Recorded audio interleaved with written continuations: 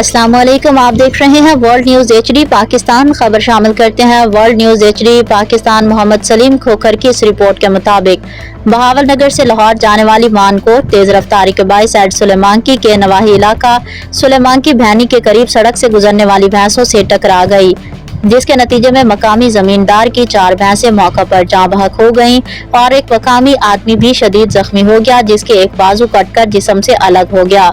Rescue 112 की team मौका पर पहुंच गई। जख्मी शख्स को फौरी तिब्बी इमदाद के लिए रवाना कर दिया गया। गाड़ी में तमाम मुसाफिर महफूज रहे। लवाहिकीन को अल्लाह सब्र दे।